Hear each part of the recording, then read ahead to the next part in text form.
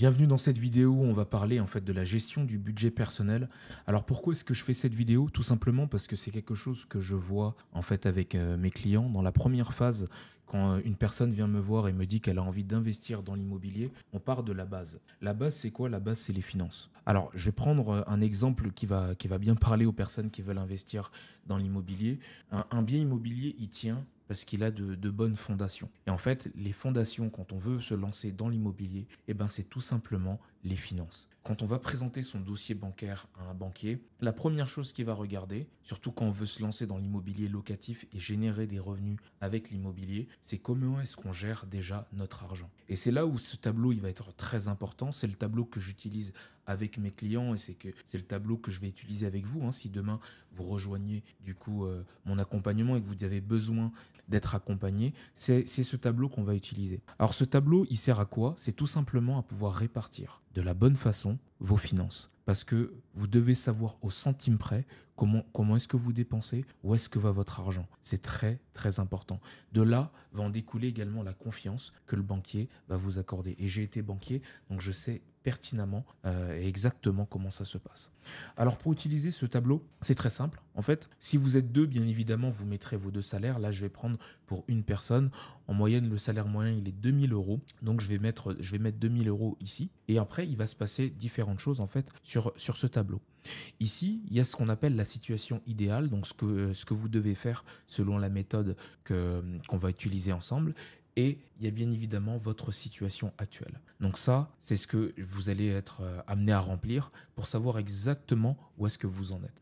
Et ici, ce que j'ai mis, c'est que j'ai mis les grandes catégories de dépenses en fait qu'on fait tous. Donc le logement, la nourriture, le transport, la santé, l'épargne, les divertissements, la dette et les autres dépenses que chacun nous pouvons tous avoir.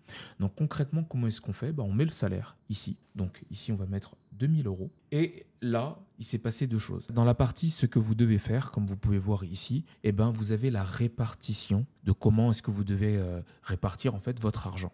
Donc pour le logement, en fait, quelqu'un qui gagne 2000 euros par mois, son logement, en fait, le loyer qu'il doit payer ne doit pas dépasser 25%. Alors là, certainement que vous êtes en train de vous poser la question, mais d'où est-ce que, Obed, tu sors ces 25%, d'où est-ce que sortent ces différents pourcentages de répartition au niveau des dépenses? Ça vient d'un livre qui, moi, personnellement, m'a aidé dans ma vie personnelle et qui m'a aidé également dans mon ancienne vie de banquier à aider mes clients. C'est le livre Tout le monde mérite d'être riche d'Olivier Seban. C'est un livre qui est vraiment excellent et que je recommande à toute personne qui, non seulement qui veut investir dans l'immobilier, mais en plus de ça, qui veut vraiment développer ses finances, d'acheter. Parce que ce livre, il va vous permettre réellement de savoir comment vous pouvez développer vos finances, déjà les gérer, les développer et investir après votre argent. Donc de par de ce livre, justement, j'ai repris la répartition parce qu'elle m'a aidé à avancer et à développer mes finances. Donc c'est de la même manière que j'aide mes clients à développer leurs finances. Donc 25%. Quelqu'un qui gagne 2000 euros, son loyer ne doit pas dépasser 25% de ses revenus. Donc c'est bien 500 euros. Au niveau de la nourriture, on est à 300 euros par mois. Idem pour ce qui est des transports, 300 euros par mois. Donc là, comme je l'ai mis ici, vous avez à quoi ça correspond. Donc carburant, bus, assurance auto, on ne doit pas dépasser les 300 euros par mois. Santé, 100 euros par mois. Pour ce qui est divertissement, on est à 200. L'épargne, c'est le secteur où les gens ont le plus de mal, c'est-à-dire à épargner. L'épargne, c'est pas négociable. Tous les mois, il faut épargner. Surtout dans le cadre d'un projet immobilier, vous voulez gagner de l'argent avec un projet, il faut montrer à la banque que déjà le salaire qu'on vous donne, vous arrivez à en mettre de côté. C'est indispensable et c'est pas négociable. Après, il y a les dettes. Grand maximum, une personne qui gagne 2000 euros, elle doit être endettée à 10%. 10% de son revenu. Donc 200 euros par mois. S'il y a zéro, moi ça me va bien. 10% par mois. Et après les autres dépenses, il y a 200 euros. Ce qui fait bien à la fin un total de 2000 euros. Ça, c'est la situation idéale. Quand vous êtes dans cette situation-là, je vous assure, 80% du travail est fait dans l'obtention d'un projet immobilier. Encore faut-il trouver le bon projet. Ça, je vais en parler dans d'autres vidéos de valeur que je vais faire. Quand vous êtes déjà dans cette situation-là, déjà, je peux vous assurer que vous avez un très bon dossier bancaire. Si vous arrivez à mettre de côté, que vous arrivez à répartir votre argent de la bonne façon, la banque déjà va vous prêter. La banque est en mesure déjà de vous qualifier comme étant une personne sérieuse et une personne qui potentiellement est finançable. Donc c'est très bien. Maintenant, une fois que vous avez cette répartition-là, puisque vous avez mis vos salaires, bien évidemment, la grande majorité des personnes ne sont pas dans cette situation. Qu'est-ce qu'il va falloir faire? Eh bien, il va falloir tout simplement valider votre situation actuelle. Aujourd'hui, après, ça dépend vraiment de la ville. On est dans une société de consommation et en plus de ça, on a tendance à vouloir vivre au-dessus de nos moyens. La grande majorité des personnes que j'accompagne sont un peu au-dessus en termes de logement par rapport à ce qui devrait être idéal pour eux. Donc du coup, ce qu'il faut faire ici, ce que je dis à mes clients de faire, c'est tout simplement de mettre leur situation actuelle. Voilà, on va dire une personne qui gagne 2 000 € par mois, admettons qu'on est dans une grande ville, on va mettre 600 €. Qu'est-ce qui se passe ici? Tout de suite, il vous dit au niveau budget, là où vous devez faire des améliorations. Et ça, c'est important par rapport à toutes les grandes catégories de dépenses, de savoir exactement où est-ce que va votre argent. Je ne vais pas remplir toutes les cases, mais c'est vraiment pour vous montrer que, en fait, si vous ne savez pas où part votre argent, c'est forcément dans l'une de ces différentes catégories de dépenses. Et en fait, ce tableau, il est fait également pour que vous puissiez faire les ajustements nécessaires à votre situation. C'est très important. De là, vous allez pouvoir progressivement vous rapprocher en fait de ce que vous devez faire, la situation idéale. Parce que le banquier, il va regarder votre situation. Il veut savoir exactement comment est-ce que vous gérez votre argent. Et si vous le gérez à la perfection, il n'y a pas de raison, il va vous financer. Si vous gérez bien votre argent, le banquier va vous financer. Ça, c'est une certitude. Le banquier vous financera. Voilà.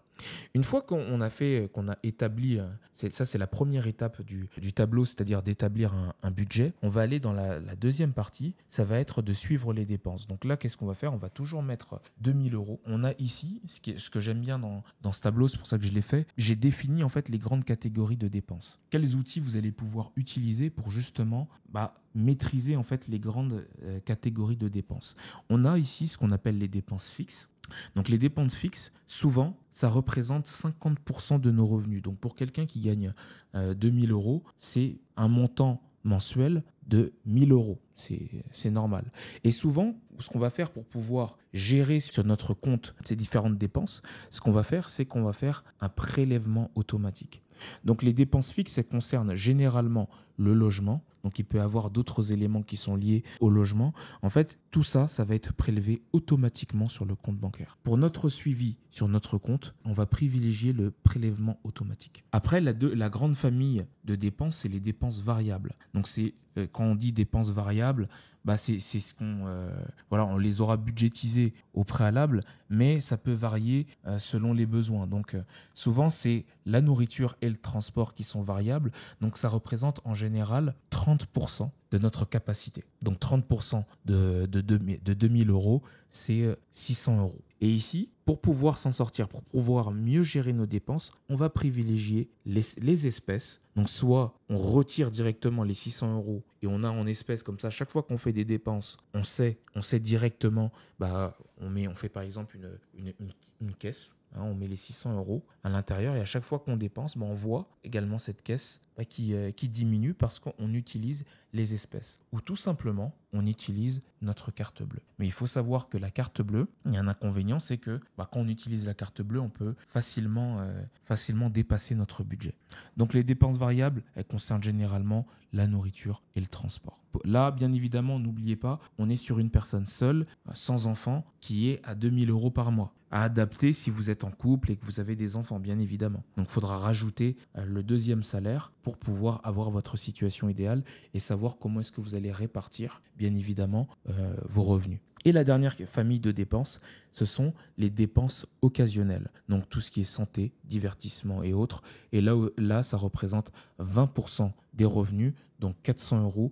Et pareil, on va privilégier soit l'espèce et la carte bleue. Voilà comment est-ce que ça fonctionne. Concrètement ici, comme dans la partie précédente, je vous ai mis vos dépenses actuelles. Donc l'objectif ici, c'est de remplir ce tableau, mettre également de façon réelle combien est-ce que vous dépensez. Et comme tout à l'heure, admettons ici, on met 600 pour le logement, comme tout à l'heure, automatiquement, il calcule la différence pour que vous puissiez faire les ajustements nécessaires. Donc voilà, cette partie sur suivre vos dépenses.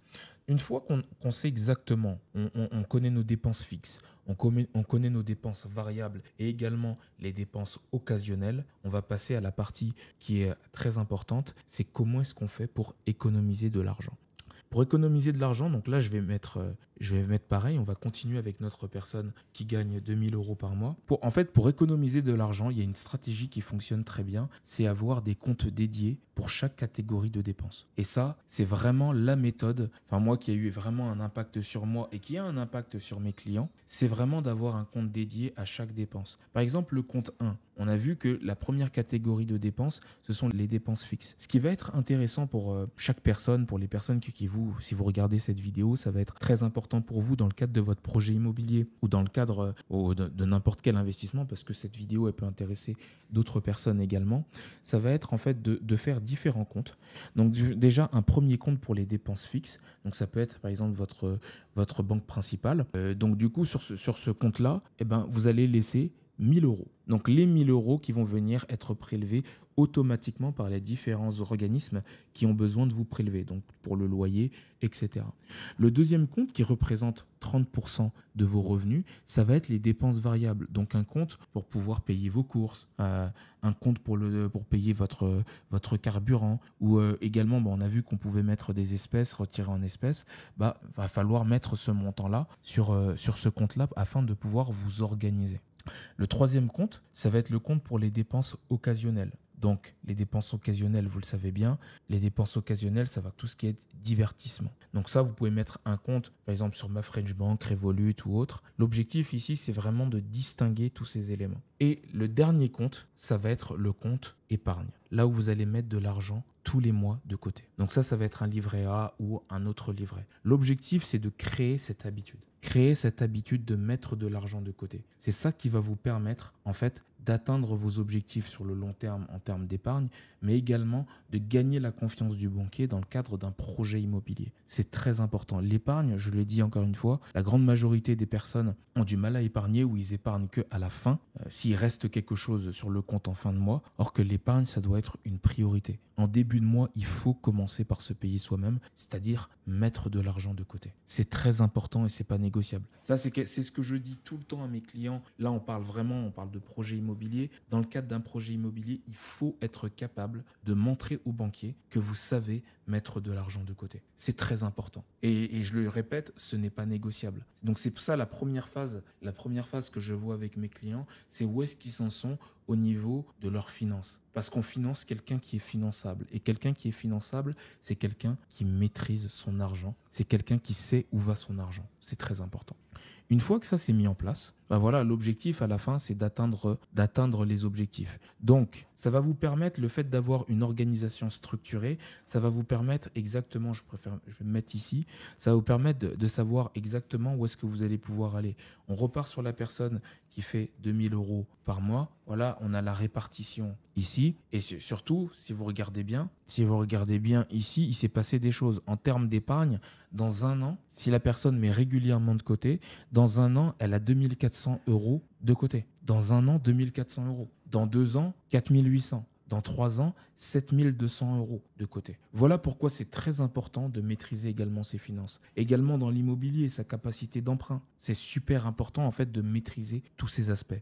En fait, cette vidéo, elle avait pour but de vraiment vous montrer le tableau que j'utilise avec mes clients pour qu'ils puissent atteindre justement leur objectif d'aller dans l'investissement locatif. Si vous avez le projet de vous lancer dans l'investissement locatif et de vouloir générer des revenus avec l'immobilier, j'ai mis plusieurs liens juste en dessous de cette vidéo. Notamment, là, on est en train de créer le lien School. Le School, c'est ma communauté où je regroupe toutes mes vidéos et des éléments de valeur, notamment ce tableau est dedans. Donc, n'hésitez pas à aller dans la communauté School pour récupérer justement ce tableau qui va vous être très utile. Je mets également le lien pour pouvoir prendre rendez-vous directement avec un membre de mon équipe pour être accompagné dans votre projet d'investissement immobilier. En tout cas, je serais ravi de vous accompagner et on se dit à la prochaine dans une autre vidéo.